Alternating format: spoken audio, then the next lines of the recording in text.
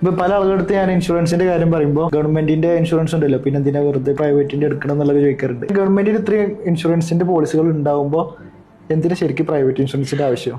അല്ല, അതൊരു കണക്കിന് ചോദിച്ചാൽ കറക്റ്റ് ആണ്. കാരണം ഗവൺമെന്റ് ഇൻഷുറൻസ് ഫ്രീ ആണ്. കാരുണ്യ പോലുള്ള പദ്ധതികൾ വേറെ ഉണ്ട്. ഗവൺമെന്റ് എംപ്ലോയിക്കുള്ള ഇൻഷുറൻസ് ഉണ്ട്. പോസ്റ്റ് ഓഫീസിന്റെ ഇൻഷുറൻസ് ഉണ്ട്. ഇവിടെ എല്ലാം പോസ്റ്റ് ഓഫീസിന്റെ ഇൻഷുറൻസിന് ലിമിറ്റ് ഉണ്ട്. ഇത്ര ഡിഡക്റ്റബിൾ ഉണ്ട്. 2 ലക്ഷത്തിന് മുകളിൽ വന്നാലേ ക്ലെയിം കിട്ടുള്ളൂ.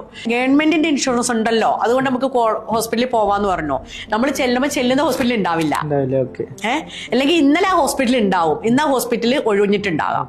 അങ്ങനെയൊക്കെ സംഭവങ്ങളുണ്ട്. ഈ സംഭവങ്ങളൊക്കെ വരുന്ന സമയത്ത് നമുക്കിപ്പോ ഒരു ഉദാഹരണം പറയുകയാണെങ്കിൽ, നമുക്ക് നെഞ്ചുവേദന വന്നു, ചെന്നു ബൈപ്പാസ് ചെയ്യണം, അത് പെട്ടെന്ന് ചെയ്യണം.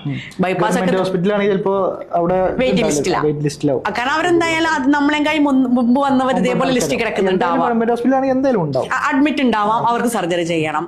ഇപ്പൊ നമ്മൾ കാരുണ്യ അല്ലെങ്കിൽ നമ്മുടെ സർക്കാരിന്റെ ഹെൽത്ത് ഇൻഷുറൻസ് ഉണ്ട്, അതുകൊണ്ട് പോകുമ്പോഴുള്ള വിഷയം എന്താ വെച്ചാൽ ചിലപ്പോൾ ആ ഹോസ്പിറ്റൽ അന്നേരം ഉണ്ടാവില്ല. ചില പ്രൈവറ്റ് ഹോസ്പിറ്റലിൽ ഇത് ഉണ്ടാവില്ല. ചില നല്ല കുറച്ച് പ്രൈവറ്റ് ഹോസ്പിറ്റലിൽ കിട്ടുള്ളൂ. ഇങ്ങനെയുള്ള ഡിഡക്റ്റബിൾ ഉണ്ടാവാം, മുഴുവൻ പൈസയും കിട്ടില്ല, അങ്ങനത്തെ പ്രശ്നങ്ങളൊക്കെ ഉണ്ടാവാം.